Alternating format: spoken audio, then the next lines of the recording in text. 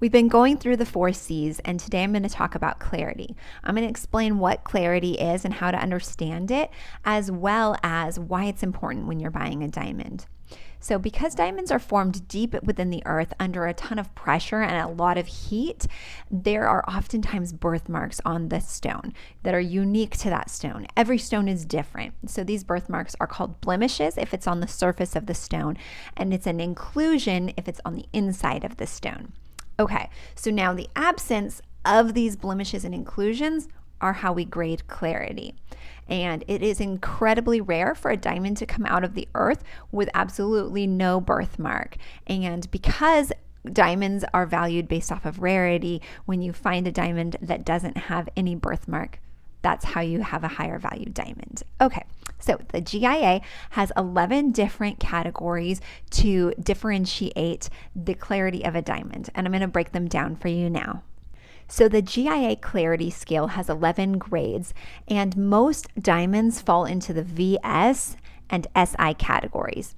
So starting at the very top of the GIA clarity grade scale, we have FL, which is flawless. This is a diamond that has no inclusions or blemishes.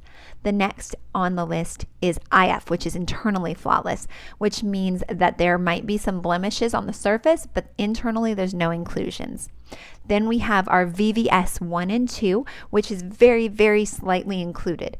These are very difficult to see inclusions on these diamonds that must be seen under 10 times magnification.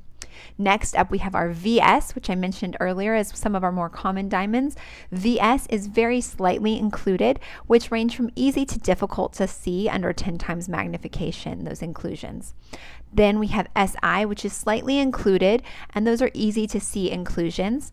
And we have SI1 and SI2. Last up, we have I1, 2, and 3, and these are called included. It is obvious to see the inclusions on these diamonds, and I3 is the lowest on the grading scale. Clarity matters a lot when you're choosing your diamond. You could choose a VS1, and we could set 2 VS1 stones side by side, and one of them can look dull and the other one could look bright and have a lot more fire and light bouncing around in it. And the only difference in those 2 VS diamonds is that one of them has their inclusion is slightly in the way of where the light is trying to interact, and so it can make that difference where your diamond isn't as bright and brilliant as another VS1. So we would love to help you choose your diamond. We have trained eyes that can look at your diamond for you and help you choose the very best diamond.